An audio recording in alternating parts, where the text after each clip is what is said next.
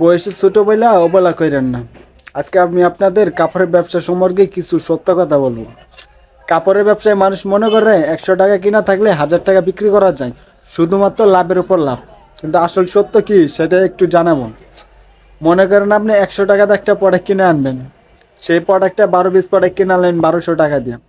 12 পিসের মধ্যে 12 পিস বিক্রি করা কোনো পক্ষে সম্ভব না, কারণ কাস্টমার শেষের প্রোডাক্টগুলো মনে করেছে এগুলো বাসের প্রোডাক্ট, নিতেই চায় না। উদাহরণস্বরূপ 6টা বিক্রি করলাম, তাহলে আপনি প্রতি পিস পড়লো 200 টাকা করে।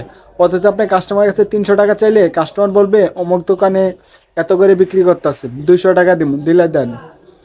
দেখা যায় আপনার 200 টাকা দিয়ে ওই প্রোডাক্টটা সেলই করে দিতে হইব। এখন যদি 6টার বেশি যদি বিক্রি করতে পারেন, যা বিক্রি করতে পারবেন ওই প্রোডাক্টটি আপনার লাভ হিসেবে থাকবে।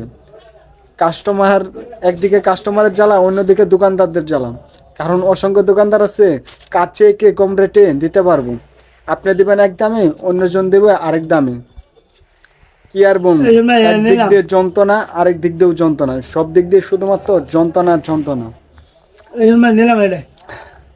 অন্যদিকে আমরা মনে করি কাপড়ের ব্যবসায় প্রচুর পরিমাণ লাভ। তবে হ্যাঁ, লাভ অনেক জায়গায় আছে, করতে পারে। আর লাভ যেখানে আছে লসও সেখানে থাকবেই। লাভ লাভ যেখানে আছে লসও সেখানে থাকবেই, এটা সত্যি কথা।